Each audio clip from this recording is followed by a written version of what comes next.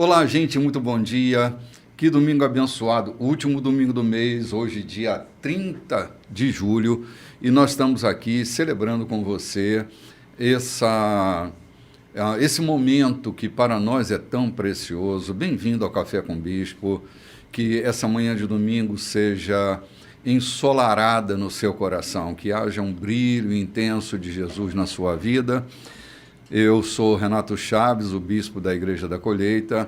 Venho acompanhado dos meus amigos, meus queridos irmãos. Aqui à minha direita, Loide Nogueira. Muito bom dia, Loide. Bom dia, meu bispo. Bom dia, você que está aí do outro lado, já com seu cafezinho pronto. Estou sabendo, hein? Tem pessoas que estão dizendo, olha, a hora que o bispo chega, o meu café já está pronto. Oh, que legal. Então é isso aí, legal. meu bispo. Um beijo para você.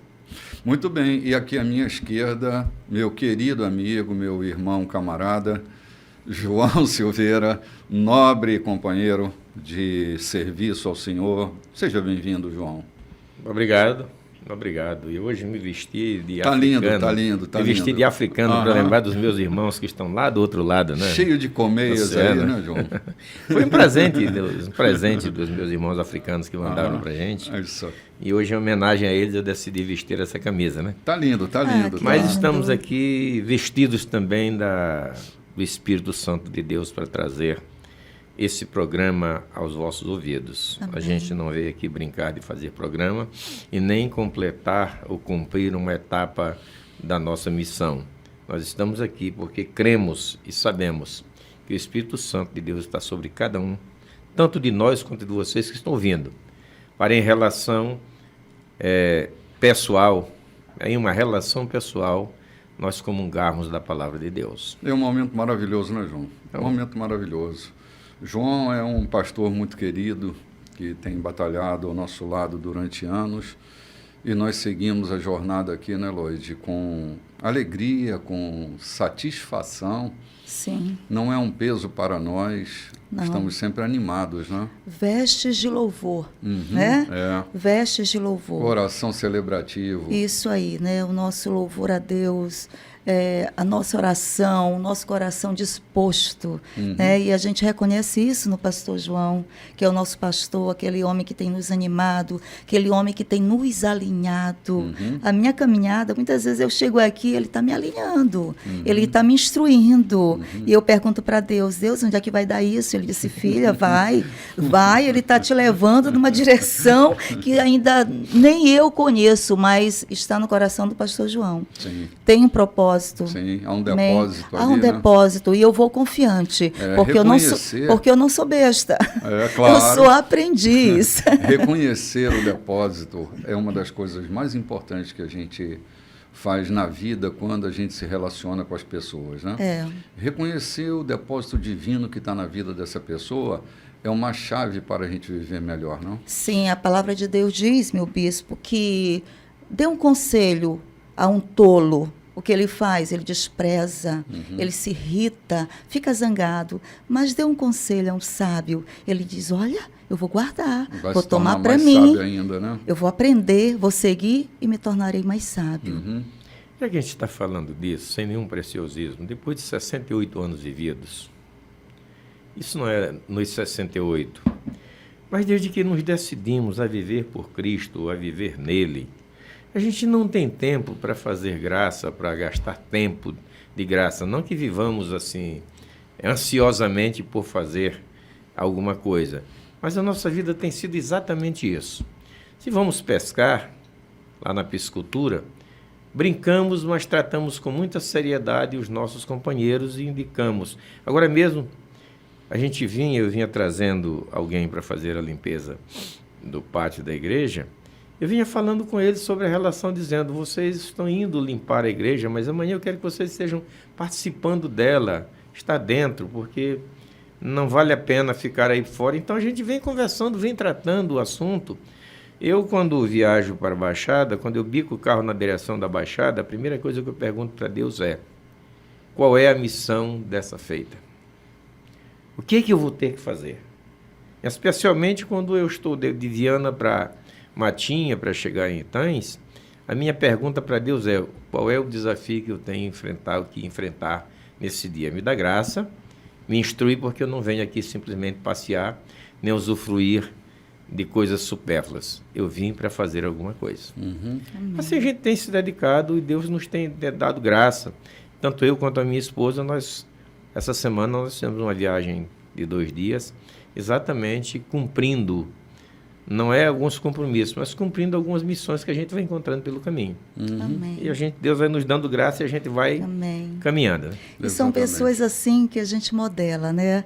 Muitas vezes a gente não modela tudo na pessoa, mas podemos modelar aquilo que o Senhor já trabalhou naquela pessoa. Se Ele já trabalhou na vida financeira, eu olho para aquela pessoa e digo, olha, não é que eu quero também seguir o modelo, como Deus tem trabalhado na vida financeira dessa pessoa, se é na área do relacionamento conjugal, olha, essa pessoa eu admiro nessa área do relacionamento conjugal, porque modelar não quer dizer que nós vamos modelar por inteiro a pessoa, mas podemos observar uma área da vida dessa pessoa e tomar para nós como modelo. Sim, são inspirações, né, Lourdes? Inspirações.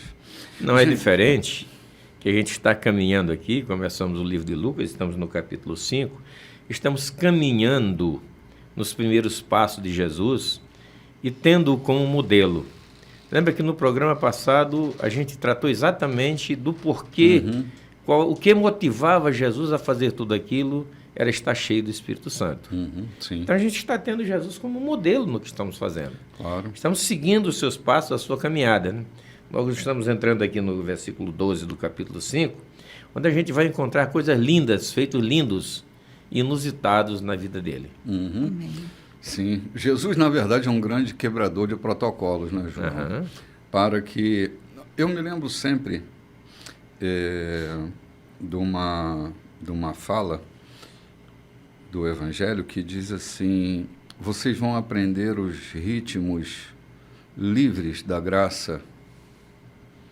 Então, nós estamos aqui vivendo essa leveza, esse ritmo livre da graça de Deus, que nos é inspirado por Jesus. Jesus foi o grande decodificador da lei severa, dando-nos essa nova percepção hermenêutica do texto das Escrituras. Toda vez que Jesus diz as Escrituras, ele está se remetendo aos escritos antigos de Moisés. Então, é para nós Escritura. E Jesus vai dar um sentido àquela Escritura, vai dizer exatamente o que está escrito, quer dizer. Essa chave hermenêutica chamada Jesus, você imagina, João, a gente lê o Antigo Testamento sem essa chave hermenêutica chamada Jesus. A gente vai estar tropeçando no próprio pé. Aprendendo no contexto histórico, Sim. simplesmente. E absorvendo Moisés, de uma lei fria, seca. Mas Jesus é aquele que nos dá essa chave hermenêutica, não só para os textos bíblicos, mas para a própria vida. Por isso a graça, ela é um ritmo livre e leve, para que a gente viva dias de paz, dias de sossego, Amém. dias de enfrentamento, mas dias de firmeza, de solidez, não é? Essa semana eu estava lendo um texto em que Jesus diz, até um livro de Marcos, que Jesus diz assim, quando vocês forem às cidades, não se hospedem em lugares luxuosos, sejam simples, né? Não fiquem preocupados com as ferramentas, vocês são as ferramentas. Ou seja, há um depósito dele na nossa vida para uma caminhada bem-sucedida. Se você quer ser bem-sucedido na sua vida, então una-se a Cristo. Una-se a Ele. Porque unindo-se a Ele, vem o reino sobre você, Amém. Vem a graça sobre você, glória. vem o amor dele sobre você, vem a mente dele, vem tanta coisa nessa relação entre nós e Ele, não é? que a gente acaba vivendo uma vida de verdade, não é? A gente migra da mera existência para a própria vida. Nós estamos aqui nessa caminhada que Jesus vai quebrar mais um protocolo e a gente vai ver por que é que Jesus é tão quebrador de protocolos assim, não é? Nós já estamos aqui no capítulo 5, versículo 12, como citou o pastor João, e nós vamos proceder à leitura desse texto, né? Eu queria dar uma paradinha para entender, para falar sobre quando você diz com os embates da vida, né? Uhum. Muitas vezes eu paro ali na Praia da Raposa e fico vendo os barcos saindo para a pesca e eles não saem quando o mar está calmo. Quanto mais o vento está soprando, eles içam as velas e saem. Eu vejo os barcos saltitando sobre as ondas e eu fico pensando aqui, meu Deus, eu morreria de medo de estar lá no meio daquelas ondas. Eu não sou muito marujo, não, né? E fico pensando que eles vão ali com toda a segurança.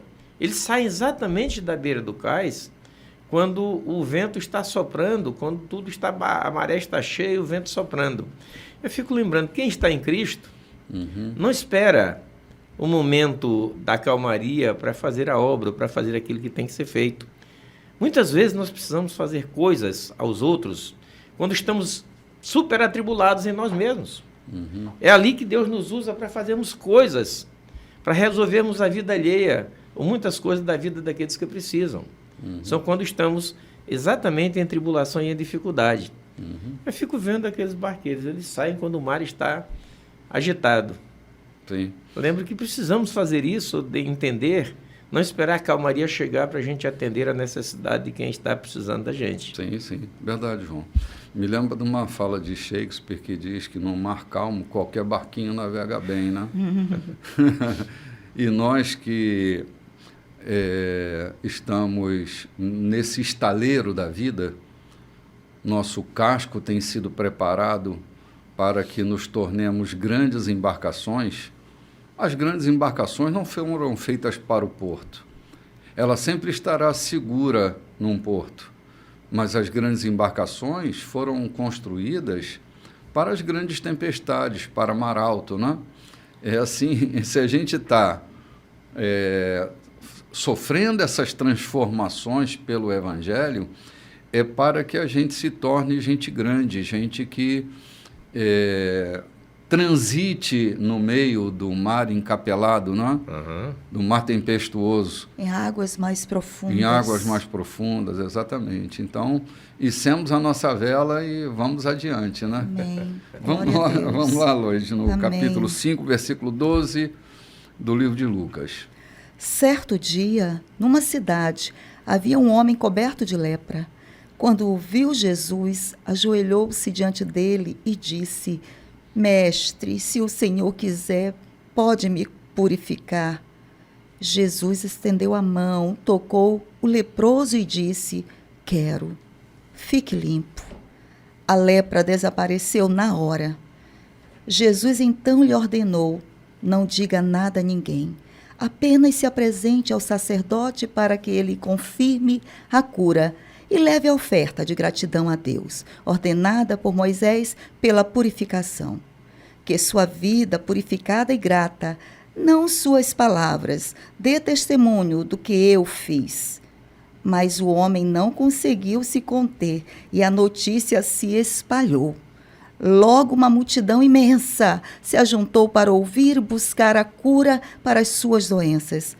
Assim que pôde, Jesus se retirou para um lugar isolado a fim de orar. Vamos dar uma paradinha aqui, né? Tem duas coisas aqui muito preciosas que a gente não pode deixar escapar, não? A primeira delas é que Jesus se deparou com esse leproso, João, e ele estendeu a mão e tocou nesse homem leproso. Só me dá um cortezinho rápido. Não era uma lepra comum apenas com dedos atrofiados.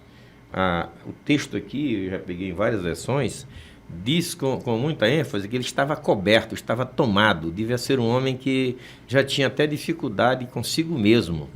Já era uma lepra com incidência devastadora na vida daquele homem.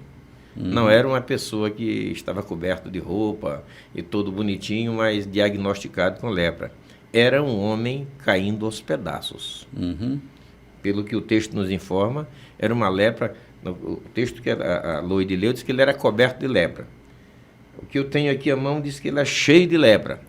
Não era um leproso comum, era um homem caindo aos pedaços. Sim. E o que me impressiona nisso é que Jesus conhecia a lei. Todavia, ele estende a sua mão e toca no homem leproso. A lei que não permitia que um santo tocasse ou Sim. se aproximasse do leproso. Sim, ele era um judeu e um judeu jamais se aproximaria de um leproso, né? Tanto para a informação dos amigos, talvez alguns não saibam, que no termo de Israel, quando um leproso estava caminhando em certa distância, ele mesmo se denunciava. Quando as pessoas sãs se aproximavam, ele gritava, havia uma distância cronometrada né? para ele gritar, impuro, impuro, ou seja, não se aproxime de mim, que você pode se contaminar. Sim. Aí Jesus vai E toca nele. estende a mão e toca. Sim. Há uma importância tão grande no toque.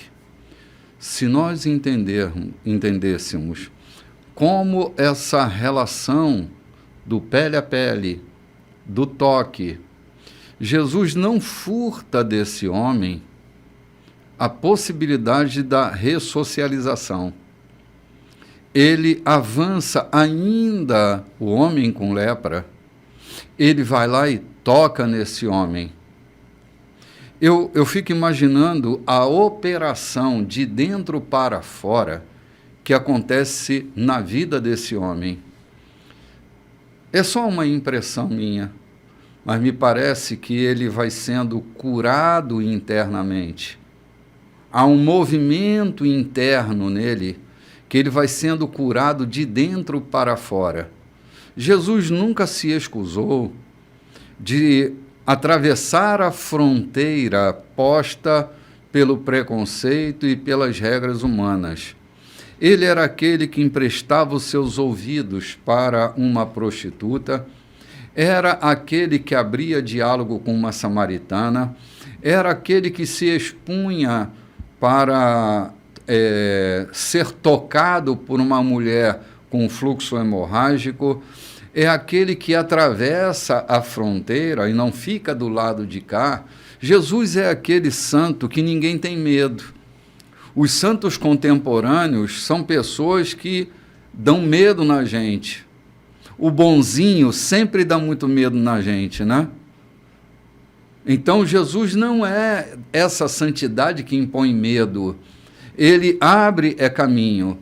Tocar naquele homem, Jesus corria um risco também de ser apedrejado, de ser morto. Todavia, a vida do outro é tão mais importante para ele que ele se move na direção do outro, tocando no outro a fim de curá-lo. Como eu disse, a impressão que eu tenho é que essa lepra está sendo curada de dentro para fora.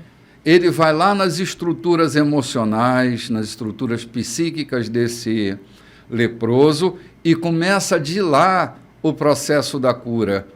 Quando ele se levanta, ele está curado. Sabe, gente, a gente às vezes tem um preconceito considerando imunda as outras pessoas que estão do outro lado. Eu tenho uma experiência pessoal com uma avó que eu tinha. Ela era espírita, de um centro que tocava tambores e tal, fazia oferendas. Ela era mãe do meu pai. E toda vez que eu ia na casa dela, ela dizia assim: Renato, você não vai fazer a oração para o almoço? E eu orava junto com ela. Eu não preconceituava aquela relação de diferença de religião, da diferença de fé. E ela dizia: toda vez que você termina de orar, eu estou me sentindo tão bem. Então, assim, o nosso espírito, João, precisa transbordar do Espírito de Deus para as pessoas que estão ao nosso redor, sem o preconceito imposto, não posto, imposto pela religião. Porque a religião, ela é segregadora, ela nos afasta, ela nos distancia. Mas Jesus é do Espírito que concilia, que reconcilia, que aproxima, que cura, que transforma. Que toca, que movimenta, né? que faz a vida caminhar. E foi isso que aconteceu com esse rapaz. Afastado da comunidade, disperso das relações, Jesus faz uma conexão de vida com ele. E lá está o nosso último Adão, o homem resgatado, cheio do Espírito Santo, cheio de graça, porque Deus o ungiu para curar, Amém. Para libertar, para reconciliar, e ele se movimenta nessa direção. Isso é para nós um modelo inspirador. Se somos cheios do Espírito, não somos cheios do Espírito para agredir quem quer que seja. Nem para nos tornarmos jactanciosos. Absolutamente, João, porque o Espírito Santo não é jactancioso. Ele é amoroso e reconciliador. É ele que faz com que as fronteiras desapareçam. Nossa religião, ela ergue muros e o Espírito Santo cria pontes. Uau, pontes de conexão. Então, essa é a primeira coisa que me chama muita atenção, né? Nós estamos aqui diante de um toque que a gente não sabe a profundidade desse toque, se foi um abraço, se foi uma chamada para perto de si, meu filho, fica bom, te recupera. E como você diz, eu ainda não tinha atentado para isso, essa profundidade, esse toque, foi para curar a sua alma. A sua palavra, a sua ordem foi para curar a sua lepra, mas o seu toque foi para curar a sua alma. Sim. Para dar dignidade àquele homem, né? Sim. Isso sem nenhuma uma prepotência. Jesus estava, como disse, arriscando a sua própria vida. Sim. Não que ele se sentisse superior a um judeu, mas porque ele precisava, de fato, fazer aquilo para que ele foi enviado. Sim.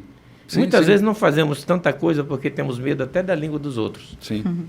Até da língua, igualmente. João, olhando para esse episódio, eu não tenho a mínima pretensão de estabelecer diagnósticos e processos, nada disso. Mas só para lembrar que muitas das doenças que nós estamos carregando no corpo, elas são resultados, na verdade, elas são uma resposta sintomática, porque o sintoma é uma metáfora. O sintoma é uma metáfora. Ela é uma linguagem, um tipo de linguagem. Todo sintoma, ele é uma metáfora. Ele é uma espécie de figura de linguagem. É uma fala que se manifesta não na oralidade. Quem sabe, a lepra desse homem era um sintoma de uma aflição interna tão grande. Gente, hoje a gente sabe que 85% das doenças, elas são psicossomáticas, ou psicossomáticas, não é? O que isso quer dizer? Que são doenças que começam no psiquismo e elas vão sintomatizar em alguma doença no corpo. Então, o corpo físico, ele é usado para falar da aflição do corpo psíquico. Então, olhando para esse homem leproso, e Jesus tocando nele, como João disse, não se sabe se foi só encostar a mão ou dar um abraço, não sabemos exatamente isso, mas esse homem teve um toque lá dentro dele. E a doença, ela foi curada de dentro para fora. A aflição psíquica desse homem foi curada naquele momento. E logo o corpo respondeu quebrando com a sequência do sintoma. E ele fica curado. E a minha segunda observação, vai depois do nosso intervalo, né? Que eu vou falar sobre por que Jesus manda ele ir ao sacerdote mostrar a lepra dele, né? Mas a gente vai ali tomar um cafezinho e volta já já. Olá, gente, estamos de volta. Esse é o segundo episódio do nosso programa, episódio 2. E nós estamos aqui falando sobre esse movimento que Jesus faz na vida daquele homem leproso, curando a alma dele e curando o seu corpo. O que me chama a atenção também, Loide e João, é o que Jesus diz para ele. Ele está curado, mas Jesus diz, vai mostrar-te ao sacerdote. Por que ir ao sacerdote? Não era uma questão religiosa, porque o sacerdote, né, na escola dos sacerdotes, eles eram os únicos que tinham autoridade, né, conhecimento para ressocializar um leproso. Então, o sacerdote era aquele médico que examinava o homem, né, a mulher leprosa, para ressocializá-lo. Então, era como se a alta fosse dada por ele. Era ele que tinha essa propriedade. E Jesus, então, diz ao homem, vai mostrar-te ao sacerdote. Ou seja, passa pelo exame clínico para constatar aquilo que já aconteceu com você. Ele vai dar o selo de autenticidade. Jesus não está colocando dúvida, Jesus não está insinuando nada. Jesus só está dizendo para aquele homem, para você se ressocializar, é necessário a alta dada pelo especialista, pelo dermatologista de plantão. Vai lá e mostra-te a ele, e ele vai colocar você dentro da sociedade de novo. Acho importante Jesus reconhecer o princípio da autoridade, né? Olha, interessante, né? Ele está ali, cura o cara, mas vai levar o princípio da autoridade avante, né? A maior autoridade estava ali. Estava ali, mas ele reconheceu que havia um caminho, que havia um processo. Perfeito, e que ele não deveria desautorizar. Sim, interferir, né? Perfeito. Interferir. Então, vai lá e recebe a autentificação daquilo que eu fiz. Vai buscar a tua alta. Mas não esquece de levar a tua oferta de gratidão pela tua purificação. Sim, João, você puxou bem um assunto aqui. Bom, vai adiante, que eu quero, tá bom. Eu quero usar junto com você essa lembrança sua. Gente, nós temos perdido a essência da oferta. Eu acho que há tanta picaretagem hoje dentro dessa comunidade de fé, são tantos os picaretas.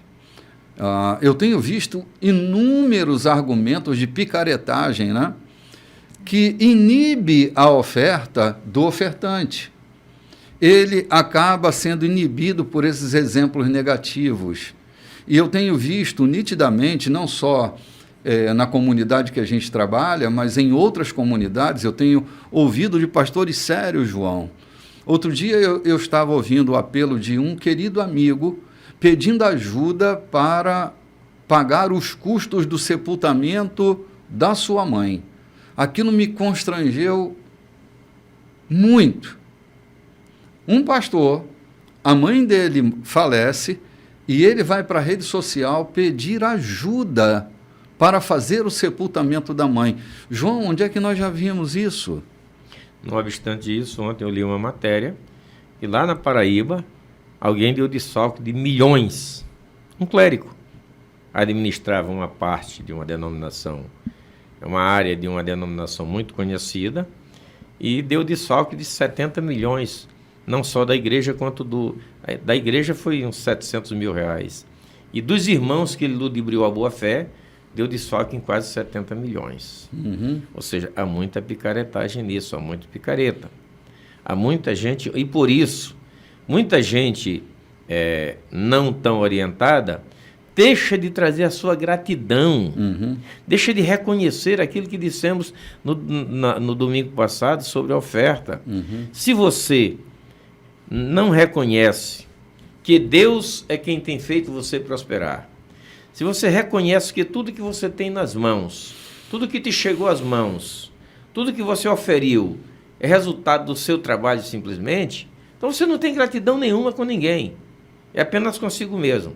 Mas se você reconhece que tudo que te chegou às mãos é movido pelas mãos de Deus, a saúde para o teu trabalho, o salário que você conseguiu, o trabalho que conseguiu, ou então tudo aquilo que oferiu com seus negócios, foram graça divina, então você é devedor de gratidão a Deus por isso. Sim. E aonde vai? Lá onde você se congrega. Sim, assim, precisamos encontrar um altar sério, né, João? Fazer nossos depósitos. Porque a gratidão... Imagina, a palavra honorário, ela nasce da palavra honra, né? O que é honorário? Honorário é uma honra materializada, né? É uma honra com matéria. Então, Jesus sempre apontou esse caminho das ofertas. É a gratidão materializada. E nem era para ele, né? Não era para ele, era para o templo, para a manutenção do templo. Isso. Então, assim, lembre-se de uma coisa, as picaretagens, os maus testemunhos, eles não devem inibir o seu espírito de gratidão. A sua oferta de reconhecimento e gratidão, há pessoas, João, que passam por verdadeiros milagres e não são capazes de reconhecer isso, não são capazes de manifestar a sua gratidão na forma que Jesus está explicando. Vai lá e entrega a sua oferta. O cara é leproso, está desempregado. Me lembra do Gideão, que num tempo de escassez, Deus diz para ele que ele estava sendo escolhido para defender. Ele não tem nada, mas vai em casa, traz a sua oferta e apresenta a sua oferta a Deus, né? A gente parece que perdeu essa coisa encantadora, bonita, pura, simples, que é a nossa oferta de gratidão. Há sempre um valor à sua mão para fazer uma oferta de gratidão. Jesus observa no templo as entradas de oferta e observa nas mãos de uma viúva uma oferta de gratidão que talvez não comprasse um pão. Talvez fosse até o do pão dela comer no dia seguinte. Mas era uma oferta de gratidão. E Jesus deu valor àquela oferta. Então há sempre o que você ofertar como gratidão. Há sempre alguma coisa. Nunca ninguém não tem nada. A viúva de Sarepta tinha um pouquinho de azeite, um pouquinho de farinha. A viúva de Samaria, se não me engano, era Samaria, tinha um pouquinho de azeite dentro de uma vasilha que foi o suprimento para as contas e o resto da sua vida. Então você tem sempre alguma coisa. Não dou porque não tem. Tem. Você tem sempre alguma coisa que ofertar. Maria tinha o perfume que derramou aos pés do Senhor Jesus. Sim. E eu ouvi de um americano, nós estávamos em uma convenção, ele nos contando que foi posto um grande cesto, como é uma oferta. Era o ministério gideônico, que permeia quase o mundo inteiro. Então, uma oferta para a confecção de bíblias para colocar nos países menos favorecidos. E lá dentro se deitou um africano. Não, meus irmãos, isso aqui não é para deitar, isso aqui é porque é para colher as ofertas. Eu só tenho eu mesmo para me ofertar. E eu estou me ofertando. Que eu estou coisa aqui dentro linda, porque né? eu estou me ofertando para o Senhor. Impactante isso. Se quiserem me vender, me vendam. Se não, ele que faça o que achar conveniente de mim. Mas eu estou me dando em oferta. João, eu ouvi algum tempo atrás um aforismo interessante que dizia assim: se eu não dou porque não tenho porque não dou. Quem não dá porque não tem porque não dá. Parece que é uma coisa que está emendada na outra, né? Uma coisa, quando aquela viúva diz assim, eu não tenho nada, assim, Deus não multiplica nada, né? Não há multiplicação para o zero. Mas se você tem uma botija e um cadinho de azeite, não diga que isso é nada, porque nas mãos de Deus, uma oferta de 5 pães e 2 peixinhos é capaz de alimentar uma multidão e sobrar pão e sobrar peixe, né? São ofertas redentivas. É assim que eu tenho chamado, oferta de redenção. A entrega. Eu tenho experimentado tanta coisa boa nessa área da oferta. Eu me considero um ofertante por excelência. Eu não dou sobras do que eu tenho. Eu dou até o que vai me faltar, eu dou. E eu experimento o milagre de receber quando eu me disponho a dar, por causas justas, por causas honestas, por necessidades verdadeiras, porque dono do meu depósito é Deus. A minha esposa me conta uma experiência muito linda. Ela sai para fazer uma consulta em nefrologia com uma médica que ela mal conhecia, já tinha consultado ela uma vez. Mas na saída de casa ela pega os R$200, que era correspondente à consulta, e chega alguém na nossa casa pedindo uma ajuda. Ela relutou algumas vezes, mas eu vou dar os R$200, só estou com esses 200 para pagar a oferta. Tudo bem, deu os R$200 de oferta. Vai na tesoureira da empresa e me dá mais R$200 aí, porque eu resolvi mudar o destino daquele. E foi quando ela faz a consulta que desce a secretária, a assistente, a chama, diz: faz favor, a médica mandou devolver o seu dinheiro. Eu nem conheço essa médica. Ela está mandando devolver o meu dinheiro. Pois é, ela mandou devolver a sua consulta. Tome o seu dinheiro, vá para casa. Entendeu? Eu entendo, João. Eu entendo com clareza. Eu também li de um missionário, uma coisa linda, que ele observou, ele é um missionário entre os índios, e ele um dia observou uma cena que impactou ele. O índio chega no pé de uma árvore, olha para a árvore, olha para os céus e diz: Tupã, pega essa camisa para ti, arranca a camisa do couro e deposita. Tupã, pega minha camisa, fica com a minha camisa para tu. Aí não se deu por convencido, pega a sua roupa, o resto da sua roupa, diz: toma, Tupã, eu quero te dar o que é meu. A certa altura ele não se aguentou e se abraça com aquela árvore e diz: Tupã, pega esse índio velho para ti, toma esse índio velho. É teu, fica com ele, é teu. Eu acho lindo essas expressões, sei que elas são reais, quando alguém se dispõe a dar tudo aquilo que ele nem tem. A si próprio. E quantas vezes nós temos negligenciados quando o Tiago diz assim: não diga, vai e volta amanhã se tens contigo hoje. Não diga, vai, aquele que te pede, vai e volta amanhã se tu tens contigo hoje. Gente, esse mistério de dar é muito mais sublime do que o mistério de pregar, do que o mistério de sair propalando, verbalizando Bíblia e Evangelho. Esse mistério é interior, ele mexe com a gente. Eu também tenho experimentado isso. Isso tem mudado muito na minha vida. Muda muito mais do que uma linda e bela pregação que você faz e supostamente converte milhares de pessoas. Sim. Dentro de ti, o efeito de você dar aquilo que não tem, aquilo que tem, porque também tem muito efeito. Você dar aquilo que não tem, parece assim uma loucura. E você dar daquilo que você tem com abundância, também precisa estar movido de íntima vontade de dar, e não apenas porque sobeja. Sim, verdade. Amém. Verdade. Eu estava, uma certa ocasião, orando e dizia para Deus: eu quero me parecer com Jesus, eu quero me parecer com Ele. Era uma oração de entrega, e eu ouvi nitidamente não é que eu tenha tido uma alucinação ou um delírio, mas eu ouvi uma voz interna que era retumbante, que me dizia assim: você se parece com Ele. Não é quando você está orando, jejuando, quando você está de joelhos, prostrado. Você se parece com Ele quando você entrega, quando você dá. A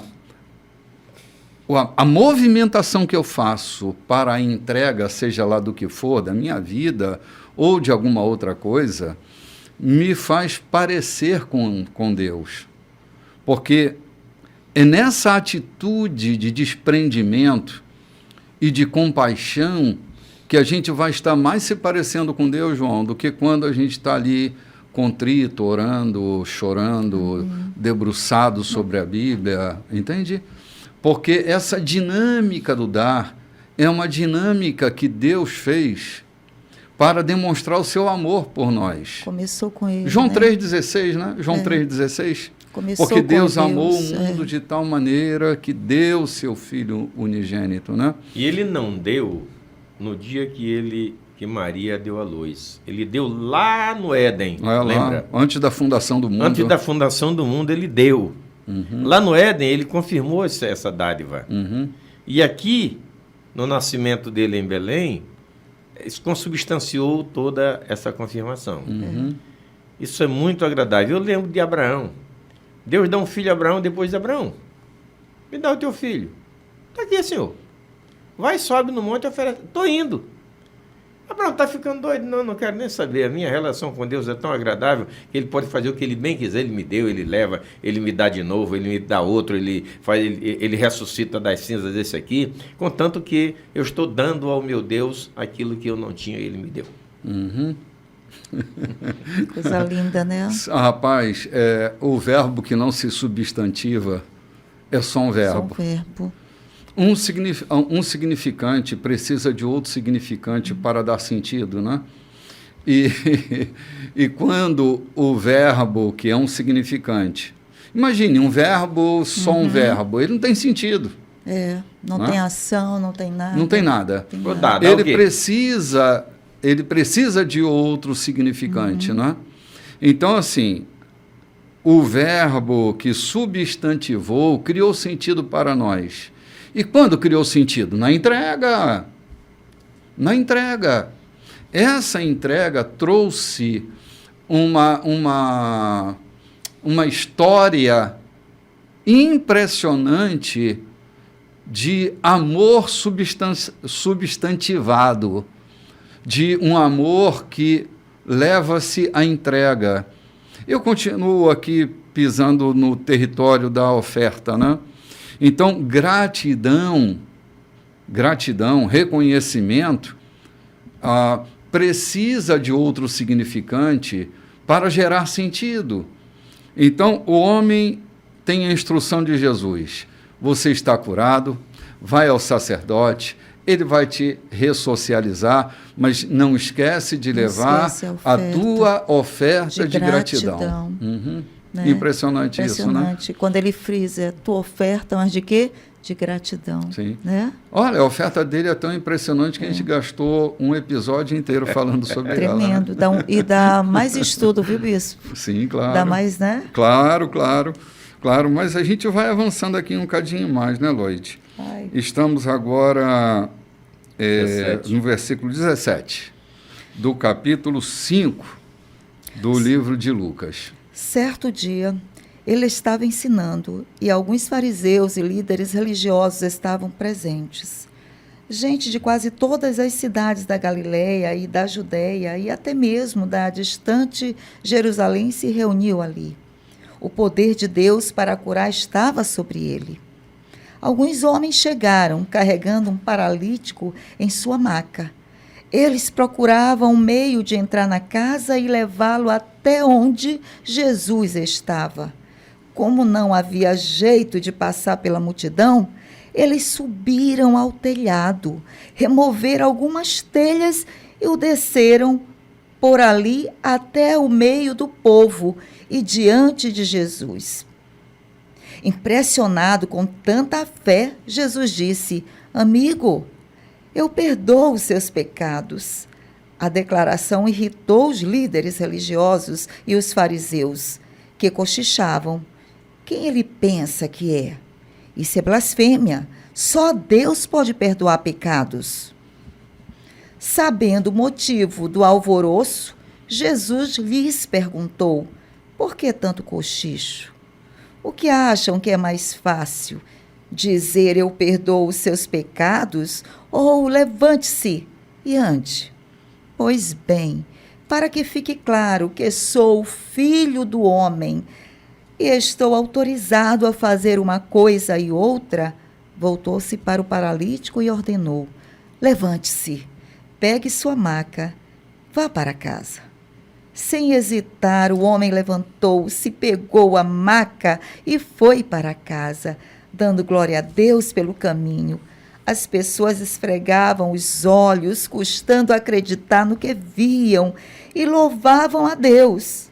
Atemorizadas diziam: nunca vimos nada assim. Vamos dar uma paradinha aqui? Só um instantinho. Gente, aqui está o outro exemplo, João, que nós citávamos anteriormente, de um homem que foi curado de dentro para fora. Jesus cancela as dívidas que ele carregava dentro dele. Olha, você imagina uma pessoa endividada psiquicamente, nessa economia psíquica, ela pode sofrer de tantos males, e Jesus vai de dentro para fora, tirando o endividamento. Perdoados estão os teus pecados, canceladas estão as tuas dívidas. Você está livre desse endividamento interno. Eu ouvi de alguém, e eu me perguntava muitas vezes também, parece assim uma empáfia, olhando a grosso modo, Jesus primeiro perdoando para depois curar. Até que eu ouvi de alguém dizendo que quando colocaram aquele paralítico ali, Jesus estava ensinando. E ele não parou de ensinar, ele continuou ensinando. E as suas palavras foram entrando na vida daquele homem, ele foi sentindo a necessidade da sua cura interior, o seu choro pode ter sido convulsivo. Ele estava muito mais desejoso de ser liberto interiormente do que de sair andando dali. Jesus olha para ele e o vê constrangido, porque as palavras de Jesus tocaram no seu coração. Eu já vi muito isso. Alguém está diante de uma mensagem e daqui a pouco começa a chorar. Chora convulsivamente porque a palavra entrou no seu coração, mexeu com ele, com a sua alma, com a sua necessidade interior. Então, eu concordo piamente que isso pode ter acontecido, ou deve ter sido isso que aconteceu. O homem ouviu o que Jesus estava dizendo. A sua necessidade foi de encontro ao que Jesus estava ensinando. E o que Jesus estava ensinando era tão importante, era tão profundo, que mesmo os homens que vieram para observá-lo, para criticá-lo, para notar algum erro da sua fala, ainda não haviam se manifestado. Estavam ali sentados ouvindo. Estavam ouvindo com atenção. De repente, aparece essa cena. O homem começa a sentir-se tocado pela palavra e começa a desejar interiormente ser curado. E Jesus o cura. Sim. Viu a sua necessidade muito mais interior do que exterior. Sim. Mas não ia deixar por menos de curar a sua enfermidade também, né? Sim. De repente... João, eu prego o evangelho há muitos anos. E a gente tem plateia o tempo inteiro, né? Ouvindo. E o que eu aprendi com isso é que não importa a qualidade do conteúdo.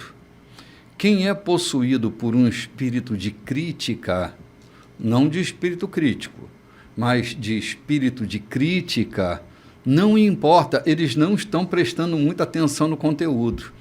Eles estão de olho na possível falha. E era isso que eles estavam fazendo, né, João? De olho na possível falha. Estavam ali para... Eles estão vendo as coisas acontecerem, mas os sentidos deles estão embotados para o conteúdo. Eles estão ali para especular algum escape, algum deslize, alguma vírgula. E é isso que eles estão fazendo. Estão de olho na picuinha, Estão né? de olho na picuinha. Eles querem um motivo para falar. É porque a natureza humana cogita disso mesmo. Há milhares e milhares de crentes, de religiosos que estão aí apenas assistindo cultos e querendo ver falhas de pastores, de líderes, e não interessados em crescer na palavra.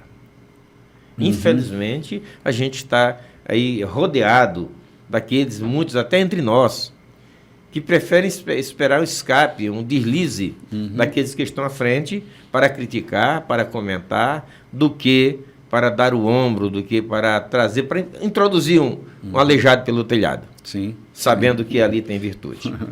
Sim, gente, a gente vai ali tomar um cafezinho e volta já já.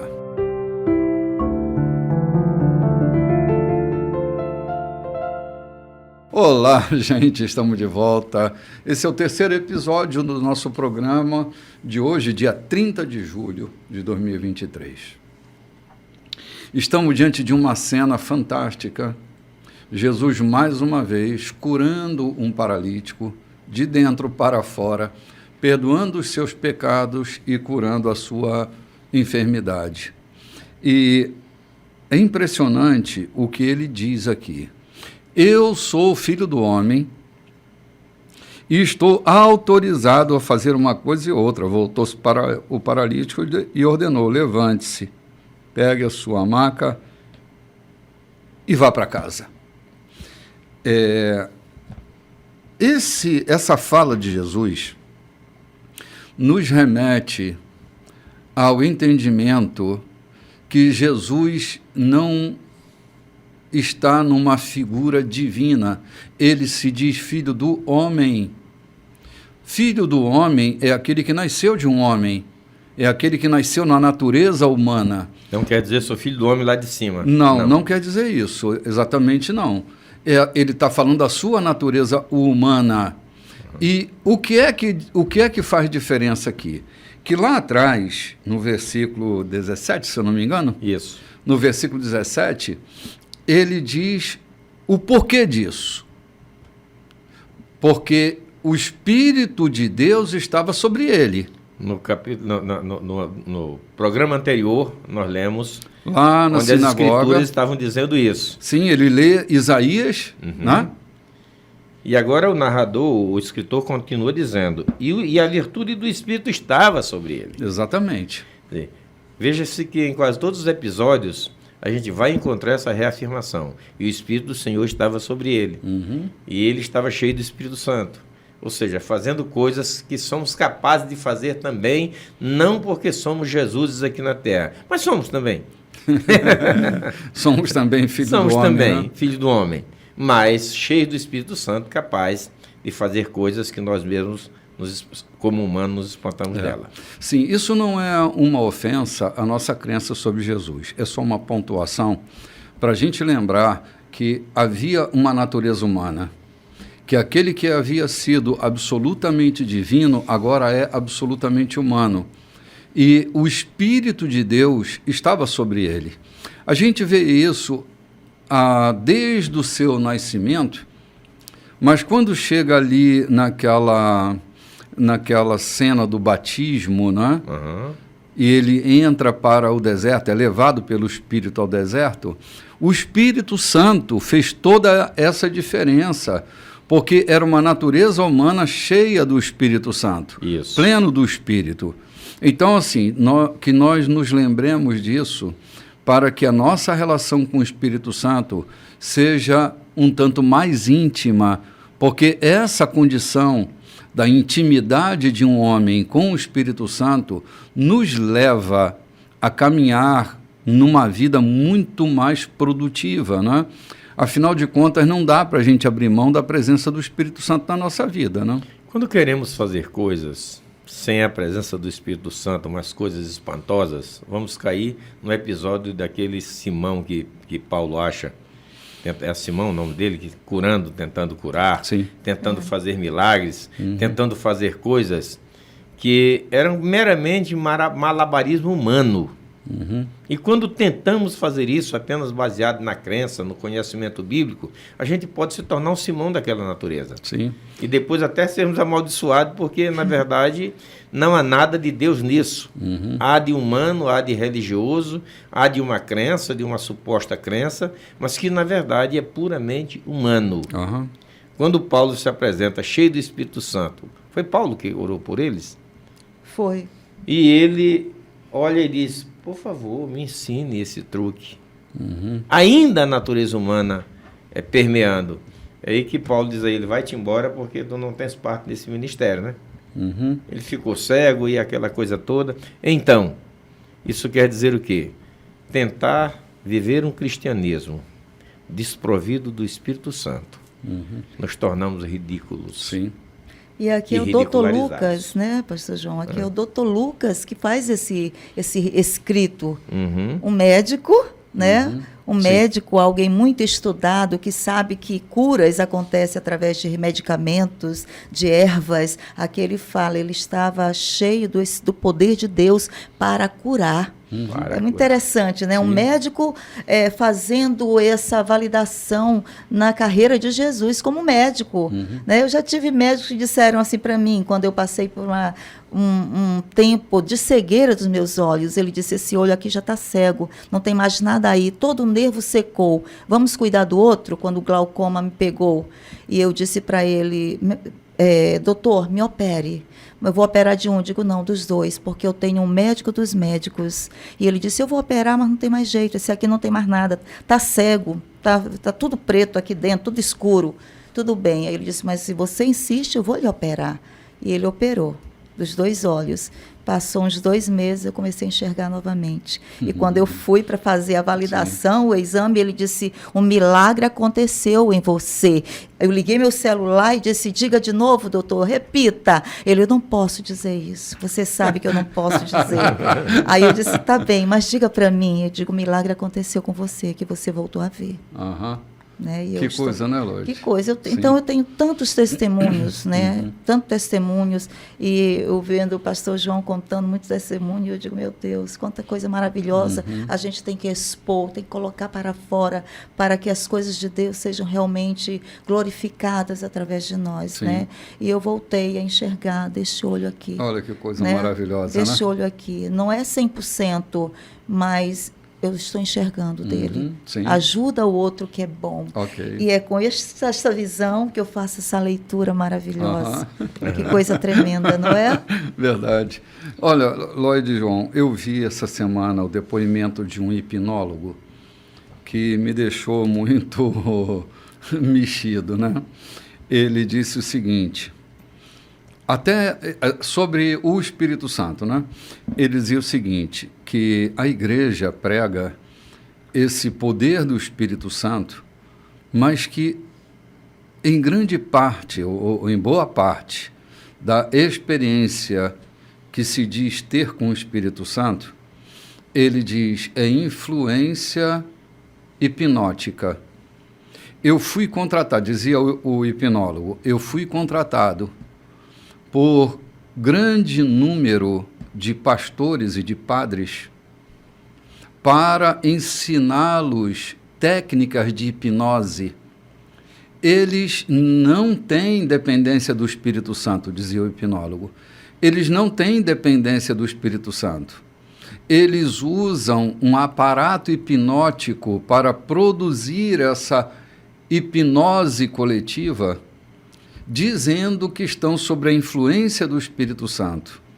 Se eles estivessem debaixo da influência do Espírito Santo, não precisariam depender das minhas técnicas de hipnose para produzir seus espetáculos. Eu quase caio para trás. Eu entendia que isso estava acontecendo, mas foi a declaração, se foi verdadeira ou não, eu não sei. Mas eu ouvi dele um depoimento público dizendo que parte de uma liderança evangélica e católica dependem das técnicas dele para produzir aquele espetáculo cultico, que na concepção dele não tem nenhuma participação do Espírito Santo. É do estado hipnótico produzido dentro daquela cultura determinada. Olha que nós estamos agora vendo o que Jesus fazia sem gerar qualquer técnica hipnótica. O que estava acontecendo é que o Espírito Santo estava sobre ele. Ou nós cremos na manifestação do Espírito Santo, na nossa vida, na vida de quem participa a vida conosco, ou ele assume essa tutoria, ou ele assume essa mentoria, esse controle sobre nossas vidas, ou nós vamos ter como uma balela a participação do Espírito Santo na vida da igreja. Apenas como uma confirmação ou um dito daquilo que nem é confirmado, né? Sim. Porque o que é que nós podemos ver, o que é que nos informa o relato de Lucas também no livro de Atos? Pedro, cheio do Espírito Santo, pregou naquele dia. Pedro e os demais apóstolos estão no templo quando Ananias vem trazer a sua oferta. Quem foi que conversou com Pedro ou que veio cochichar, fazer fuxico para Pedro, que Ananias estava trazendo só metade do dinheiro? O que Pedro disse foi: o Espírito está nos revelando isso. Ou seja, quem tem o Espírito de Deus prescruta as coisas mais ocultas que alguém tenta fazer, ou tenta ocultar. Ananias retém parte do dinheiro e vai para lá com uma farsa, tentando parecer de bonzinho. O Espírito Santo está ali para quê? Para agir. E agiu de forma ríspida, né? Levando Ananias e sua esposa, fulminando com eles. Então isso é obra do Espírito Santo e não da vida hipnótica ou de hipnotismo nas mãos de Pedro e nem dos outros apóstolos. Sim, não havia ocultismo nenhum. Não havia ocultismo. O que havia era uma manifestação, claro. Havia e há, né, João? Porque assim, não é que não haja gente séria fazendo a obra com seriedade e cheio do Espírito Santo. Tenho conhecido homens e mulheres cheios do Espírito Santo que operam obras maravilhosas, não só na área da cura, mas também na área do fruto que o Espírito dá. Gente que está autorizada por Deus a fazer esta obra. Esta autorização dada por Deus nos faz nos movimentar por esses caminhos que não são tão convencionais assim. Ontem eu ouvi da minha esposa, algo que eu já sabia, vê-la dando testemunho, sexta-feira, dando testemunho público, sobre exatamente isso, alguém autorizado a fazer isso. Ela tinha plano de saúde, eu sou segurado do Estado, então não tinha por que ela fazer uma cirurgia no hospital do servidor, no hospital público. De repente, um professor de medicina da nossa filha, até o esposo da nossa querida Érica, ele disse: Evelyn, se a tua mãe tiver coragem de ir para o hospital do servidor, eu faço a cirurgia vascular dela lá. Ela não entendeu por que ela estava indo para o hospital do servidor, se tinha um plano de saúde, podia fazer no São Domingos. Mas ela entendeu que alguma coisa extraordinária estava para acontecer e ela foi para o hospital do servidor. Quando ela entra no hospital do servidor, ela disse que o coração dela bateu tão profundo de olhar tantos leitos abandonados. Um hospital com 3 centros cirúrgicos sem nenhuma operação, porque os governantes não estavam fazendo funcionar. Ela disse que enquanto esteve ali os 3 dias, ela ia de leito em leito, ou de enfermaria em enfermaria, impunha as mãos e dizia: Deus, que os governantes desse estado atentem para essa ociosidade e faça deste aqui um hospital operante. Ela disse: hoje eu não quero me ufanar, dizer que eu fiz isso, mas o Espírito Santo me levou a fazer. Hoje o hospital do servidor, o que era o hospital do servidor, é uma referência no estado. Está cheio, só vive lotado. E é uma referência de um bom hospital. Porque alguém, movido pelo Espírito Santo, vai lá e intercede. E acontece. E acontece. Então você diz, não apenas para curar, mas para pôr em prática coisas que estão ociosas, precisando ser operadas. Sim, verdade, João. Verdade, verdade. Andar com o Espírito faz toda a diferença, né?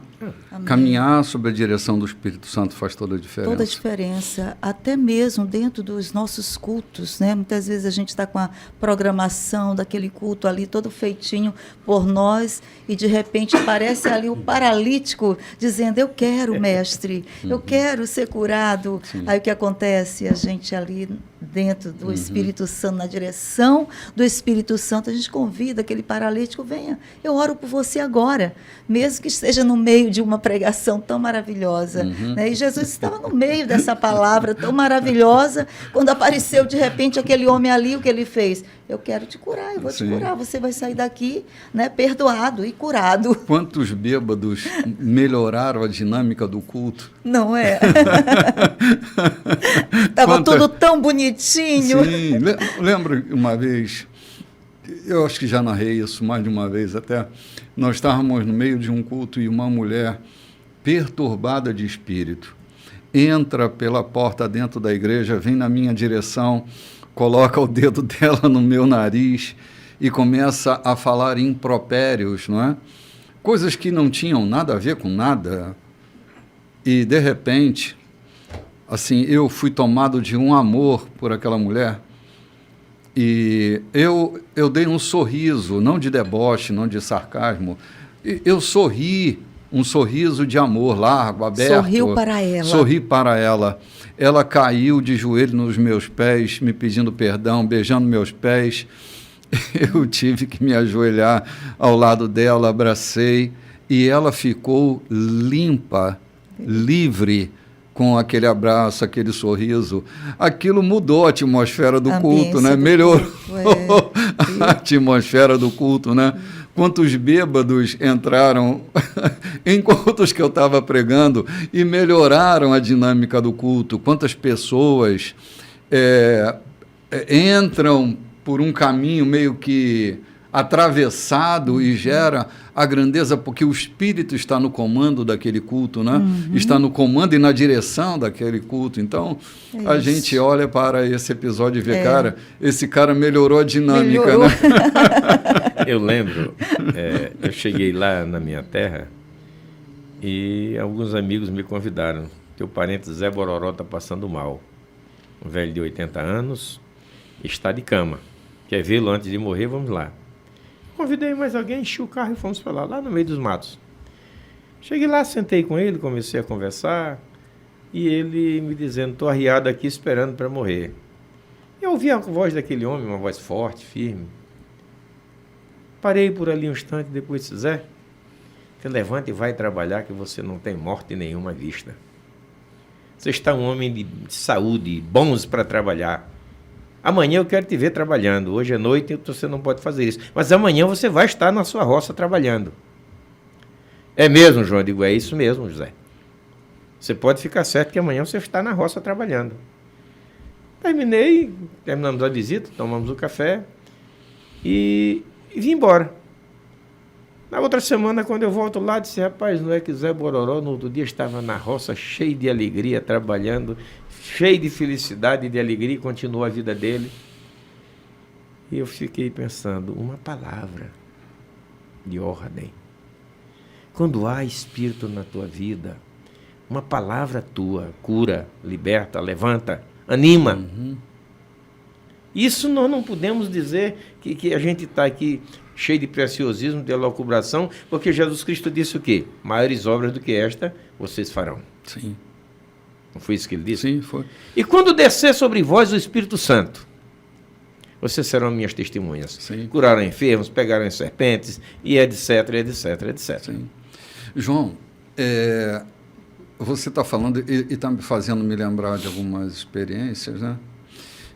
Eu lembro que uma vez eu estava nos Estados Unidos e eu havia sido detido porque meu passaporte não tinha um visto americano, embora eu não precisasse daquele visto, porque o meu período de permanência no aeroporto era curto. Mas, por algum motivo, me levaram para uma sala e eu fiquei preso nessa sala, com um monte de gente. E, de repente, eu entendi aquilo que estava acontecendo e a interferência espiritual naquilo que estava acontecendo. Eu fui tomado de uma indignação por conta dessa ação que eu não controlava, que eu tinha entendimento de onde vinha, e vi uma mulher com a mão ressequida. Me aproximei dela e perguntei a ela o que estava acontecendo. E ela se esforçou, porque ela era porto-riquenha, ou melhor, salvadorenha, e ela me explicou que ela tinha tido um derrame e ficou com a mão ressequida. Aí eu perguntei a ela se ela cria em Jesus Cristo. Aí ela disse, sim, lo crucificado. Eu disse, não, lo ressurreto. Ela disse, sim. Aí eu peguei a mão dela, beijei a mão dela e disse para ela, seja curada. No mesmo instante, aquela mulher estendeu a mão. Oh, glória. E a mão dela, que estava ressequida, voltou ao normal. Dentro daquele ambiente que nós estávamos presos, não era uma cela, mas era uma sala de prisão, ela começou a gritar, porque ela tinha sido curada. Logo veio um monte de gente, porque nós estávamos numa sala com bastante gente, né? Todos com irregularidades no passaporte. E assim, um monte deles vieram pedindo para que eu orasse por um tio que estava com câncer não sei aonde, e que ele estava com dor não sei aonde, e eu comecei a orar e a curar os enfermos, e foi um fuzuê tão grande que eles enviaram um funcionário da migração para me tirar daquela sala. Foi igual aqui. E me levar para ir embora, né? E é engraçado, eu vou aproveitar o restinho do episódio aqui para contar. E o funcionário que veio, ele era um cubano naturalizado. E ele dizia assim, eu preciso algemar você e vou te deportar. Aí eu estendi os braços para ele me algemar e ele disse assim, eu estava lá do outro lado, naquele espelho, eu via tudo que estava acontecendo lá dentro. Eu fui um cristão ativo na igreja, mas quando eu cheguei nos Estados Unidos, eu me vislumbrei com o que vi por aqui e me desviei. Eu não posso algemar um anjo. Eu não posso algemar um anjo, mas hoje eu estou me reconciliando com Cristo. Depois de tudo que eu assisti, eu estou entregando a minha vida a Jesus e eu não posso te algemar. Você vai andando do meu lado, vai lado a lado comigo. Eu vou levar você até a aeronave. Quando chegou lá, assim, nós paramos para tomar um cafezinho que ele pagou. No deslocamento da sala da migração até a aeronave, a gente parou, tomou um cafezinho e ele lado a lado comigo. Quando chegou lá em cima na aeronave, nós subimos a escada, a comissária estava lá para receber e ele disse assim, cuide bem dele, porque ele não é um homem, ele é um anjo. Uau. Cuide bem dele. E pela primeira vez na minha vida, eu andei de primeira classe. Oh, meu Deus. E eu não tive meu passaporte rasurado com deportação. Eu não fui deportado, né? Eu voei de volta para o Brasil de primeira classe, porque a comissária disse assim que o avião decolar, eu vou chamar o senhor para vir na primeira classe, já que o senhor não é um homem, é um anjo, eu vou colocar. E eu vim dos Estados Unidos até o Brasil de primeira classe.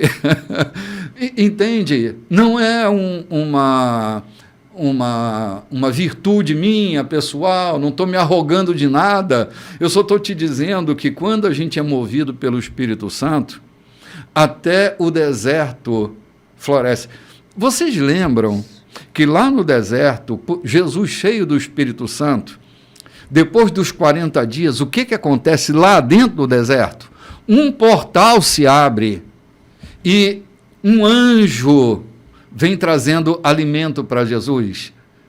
Gente, quem caminha com o Espírito Santo, uau, ainda que passe pelo meio de um deserto, haverá um portal que se abrirá. Oh, glória! E a provisão divina vai aparecer meu inesperadamente, Deus, em lugares que você não é capaz de imaginar. É a providência divina, gente. Oh, glória. Então, assim, se mova no Espírito Santo. Ele está aí dentro de você.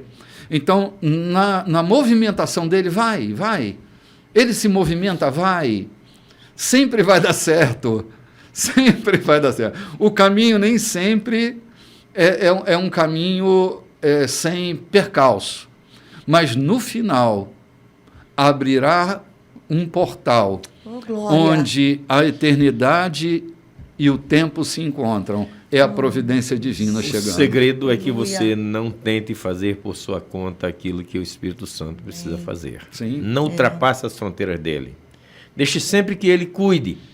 Execute apenas aquilo que ele determina que você execute. Amém. E tudo sairá bem. Sim, Amém. É verdade, gente. A gente vai ali tomar um cafezinho, gente, e a gente volta já já.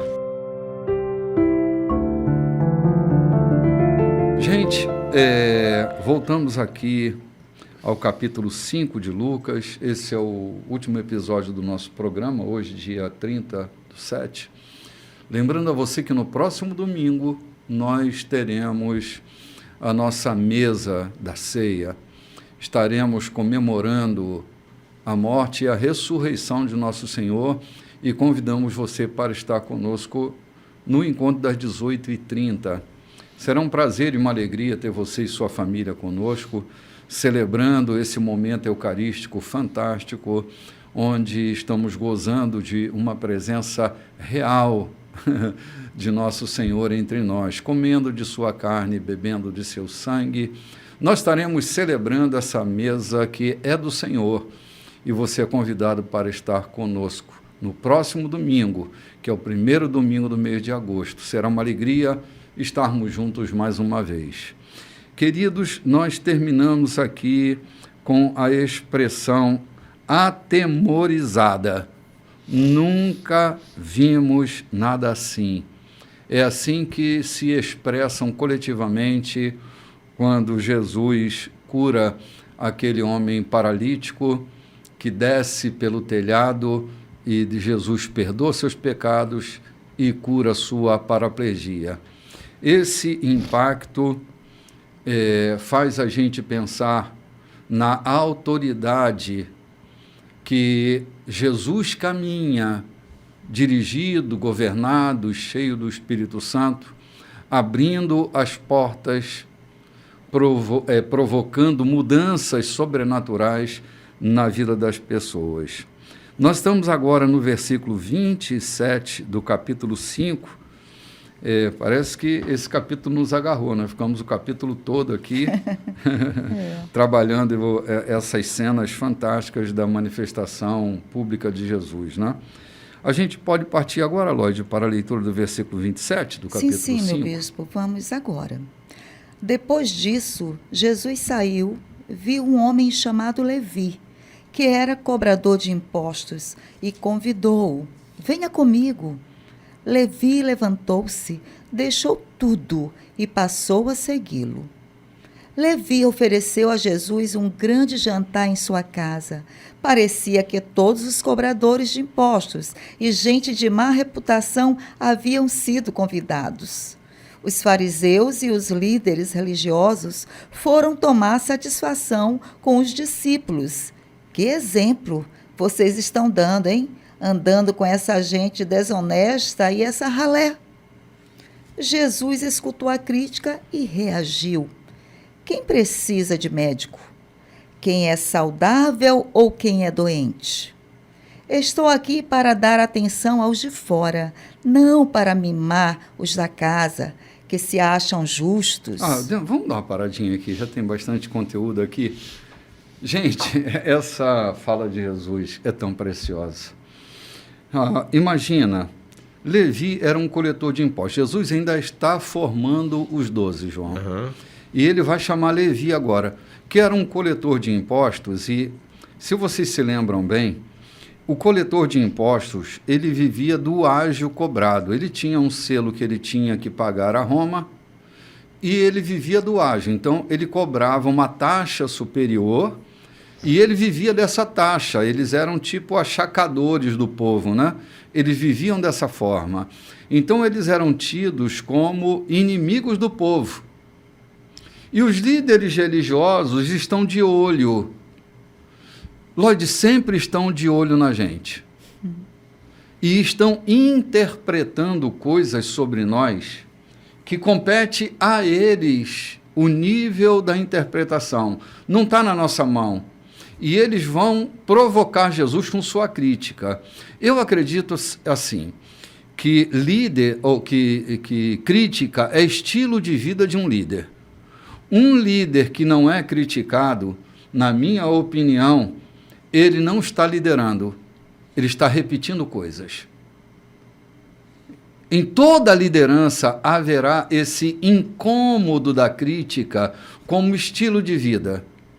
Aqueles que viram Jesus curar os enfermos, uns aplaudiram e atemorizados diziam: nunca vimos nada assim. Mas outros, no mesmo contexto, estão com o seu nível de crítica ácida sobre a vida de Jesus. Então, sempre haverá dois tipos de pessoas que estão nos vigiando. Agora, quando Jesus diz: não são os doentes que precisam do médico? Eu estou aqui para dar ouvido a essa gente que ninguém as ouve. Antes, eu gostaria de citar um provérbio. Eu conheci há algum tempo, você falando sobre crítica. Aborreço aos que me bajulam porque me corrompem. Amo aos que me criticam porque me corrigem. Sim. Há muitas correções feitas, João, quando há uma crítica, seja ela construtiva ou não. Todas elas vão me ajudar a construir uma melhor performance, uma melhoria de vida. Olha que ele está ali com os cobradores de impostos e os de reputação duvidosa. Lembre sempre que reputação é uma impressão que os outros têm de nós. A reputação não fala do nosso caráter. A reputação fala daquilo que percebem sobre nós. Então, nós podemos ser pessoas de bom caráter com uma reputação duvidosa, porque a dúvida da nossa reputação vai estar no olhar do outro, não na nossa conduta. Verdade. Necessariamente. É isso mesmo. Então, quando o texto fala sobre aqueles que tinham má reputação, essa má reputação estava ligada à percepção que os outros tinham dele. Jesus, ao contrário, olha para dentro de cada um deles e se permite, era o santo, o sagrado, se relacionando com aquilo que era profano. Para quê? Para que o profano tivesse uma chance. Para aqueles que estavam sendo profanados pela fala e pela percepção dos outros, encontrasse um lugar de fala livre, para que seus corações fossem transformados, fossem aliviados. Então, Jesus não tem medo da censura e da reputação dos outros. Ele está ali exatamente para aquilo que ele disse. Eu vim, foi para os doentes. Vocês que são bonzinhos, não precisam de mim, que caminhem para lá. Eu estou aqui para fazer uma conexão entre o céu e os de má reputação. Para dar um entendimento melhor ao que eles estavam dizendo, a gente vai dar uma chegada lá com Pedro na casa de Cornélio. Depois que Pedro sai da casa de Cornélio, ele é chamado pelos integrantes da igreja para dizer o que você fez sentar-se com pessoas não judias. Sim. Aí o texto aqui está dizendo que Jesus sentou-se com os publicanos, ou seja, Levi quis dar um testemunho de que ele havia sido captado pelo mestre. E quem ele chamou? Ele não chamou os líderes religiosos. Há uma memória, aliás, há um costume na gente, quando quer fazer um culto de gratidão, a gente chama os líderes da igreja e a turma da igreja todinha para fazer um culto. Não foi isso que Levi fez. Levi chamou quem? Os da sua classe, os publicanos e os considerados pecadores, os não-judeus. Desonesto e da ralé. Exatamente. Ou seja, isso é muito lindo a gente entender isso. Levi não chamou ninguém para bajular, nem para dizer agora pertenço à classe de vocês. Ele quis dizer a eles, eu agora pertenço ao mestre que me chamou. Então, é lindo esse testemunho de Levi. Dá um banquete, faz uma festa chamando os amigos e apresentando Jesus aos seus amigos. Sim, esse episódio, João, novamente me remete àquela coisa que a gente citou em algum bloco anterior. A religião, ela é segregadora e ela ergue muralhas. Jesus cria pontes, não ergue muralhas. Ele estabelece acessos e não cria dificuldades. Se eles eram da ralé e gente desonesta, Jesus está criando uma ponte de conexão entre o céu e a terra, entre o santo e o profano. Ele está criando uma conexão de mundos para que, por essa ponte, aqueles que tinham a má reputação de desonestidade e gente desclassificada pela sociedade puritana, pudesse caminhar por essa ponte. Então, lembremos-nos que esse é o caminho de Jesus. Se a gente adotar o caminho dos fariseus, o caminho dos religiosos, exclui, mata, a gente separa. Exclui. Eu até tenho uma impressão de que a igreja gosta de gente certinha. Se não é certinha, a gente não gosta. A gente quer logo colocar uma roupinha nova. A gente não espera nem essa gente atravessar a ponte. A gente tem interesses em transformá-las em boazinhas, não é? Eu ouvi alguns anos atrás, na Argentina, o João Cerrado, ele dizia assim: se é com essa atitude que nós vamos sair para evangelizar o mundo lá fora, é melhor a gente ficar aqui dentro fazendo mal só a nós mesmos. Entende? O espírito religioso é aquele que faz mal a si mesmo. Por que a gente vai sair também para fazer mal aos de fora? Então não saiamos, ou abracemos a conduta de Jesus, facilitemos a jornada das pessoas, criemos pontes de conexão, estabeleçamos diálogo entre o céu e a terra, entre o coração aflito e a fala divina, que a gente seja esse elemento de consolidação, de reconciliação entre o divino, o sagrado e aquilo que se diz profano. Gente, as pessoas estão sedentas por Deus, mas elas não suportam as muralhas erguidas. A gente precisa entender isso, que Deus ama a criatura humana e quer relacionamento sério com essa gente. Relacionamento sério. Essa é a proposta de Jesus. Manter relacionamentos sérios com Deus. E ele chama a gente de todos os povos, raça, tribo, língua, povo e nação. Ao arrependimento, ao plano da salvação. Deus. O que Deus espera é salvar os homens desse mundo caótico, desse sistema decaído. E só tem um jeito: se a gente criar pontes. Se a gente continuar levantando muralhas com os preconceitos que há em nós, com o medo da corrupção, com o medo da gente se perder do lado de fora, a gente nunca vai criar ponte de conexão. Vamos ser essa tribuzinha que faz mal só a si mesmo. É sério isso que eu estou falando, viu?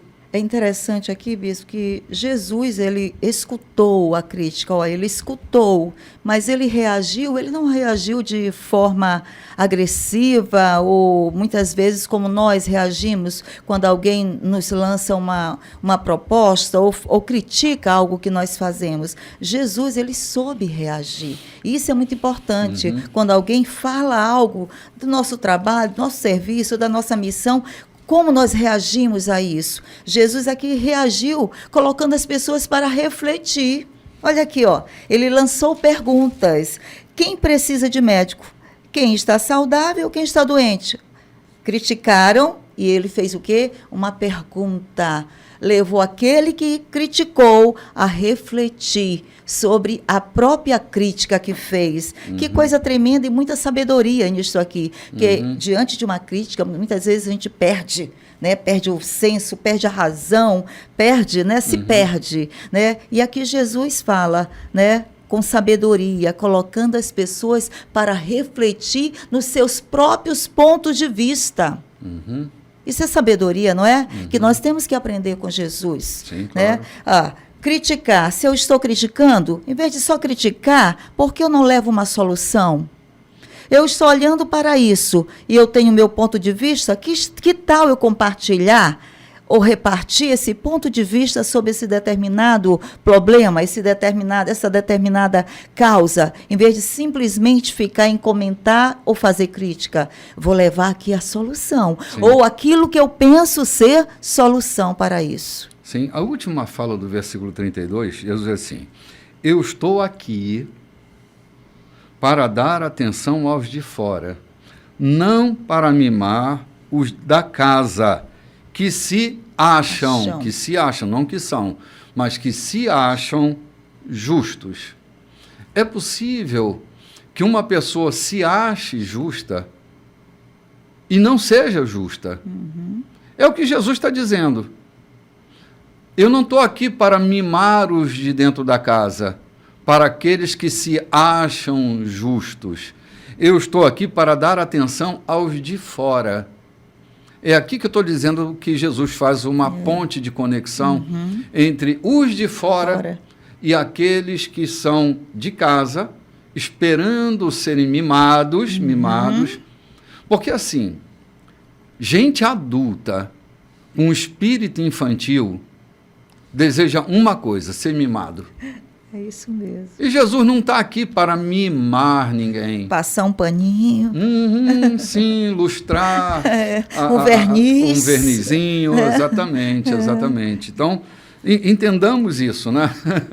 Para que a gente entenda a caminhada cristã pela face da terra, né? Vocês perceberam que por 2 vezes Jesus se contrapõe, não, se posiciona naquilo que os observadores da lei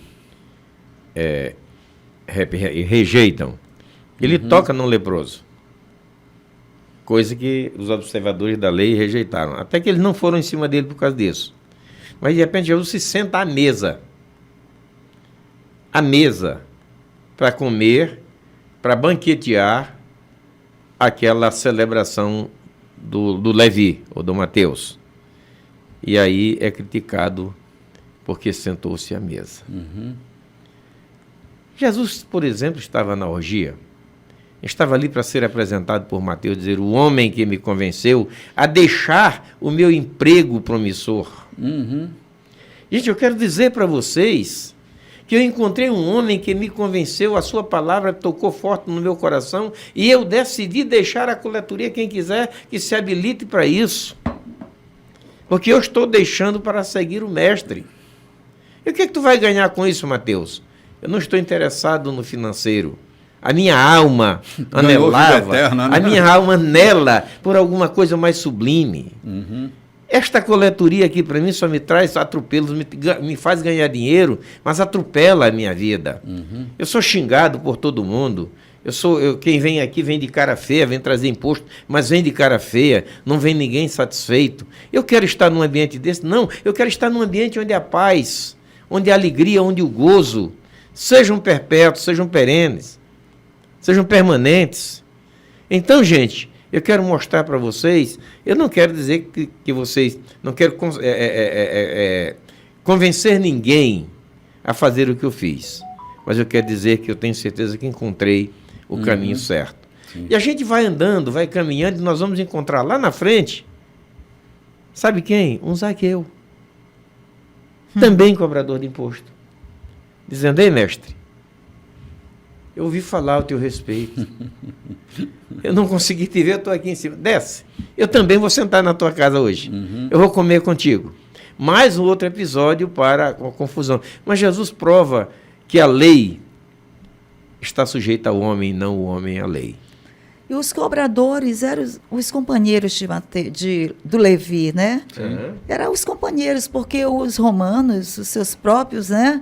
Ali, como se diz, aqueles que eram realmente da sua nação, eles não se davam bem com Mateus. Então, ele se dava melhor com os seus próprios companheiros de profissão. Sim, sim. E o jantar era um jantar de despedida, porque ele ia agora caminhar com Jesus, e ao mesmo tempo de apresentação de Jesus. De Jesus. Isso é que eu acho lindo. Verdade, verdade. Mateus toma uma atitude linda. Ele reúne quem? Ele não reuniu ele podia ter reunido a igreja, mas ele reuniu a comunidade, os vizinhos. Ou seja, como se os da sua profissão, entendendo, enxergando que aquilo é para quem não tem escrúpulo, é para quem é ganancioso. Eu parei com a minha ganância, parei com tudo, porque eu não suporto mais ver tanta injustiça. Eu encontrei o caminho da justiça e vou caminhar por ele. Coisa linda. Essa atitude de Mateus eu nunca tinha parado para pensar, ou para tentar com cuidado. Que linda atitude de Mateus provar para os seus amigos que Cristo faz diferença. Sim. João, quem tira a vida para implicar com os outros, eu fico imaginando o mal-estar que esses caras viviam. Porque quem vive reparando e fazendo crítica na vida dos outros deve estar insuportável pelo lado de dentro. Eu nunca vi gente feliz e contente estar perturbando a vida de ninguém.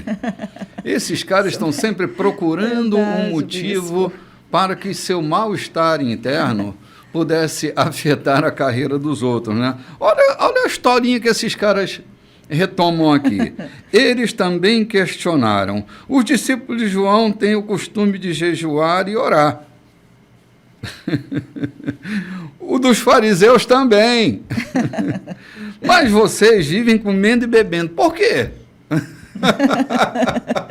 Cara, os caras não sossegam, cara, né? O mal-estar deles está tão grande dentro dele que estão implicando, porque os discípulos de João jejuam e oram, os discípulos dos fariseus também fazem a mesma coisa, mas vocês, seus discípulos, vivem comendo e bebendo. Mas por que vocês vivem assim, né? Eu vou dar uma volta lá atrás um pouco. Um aforismo que eu criei essa semana. Quem vive para cumprir a lei é um frustrado. Quem vive em função do cumprimento da lei é um frustrado.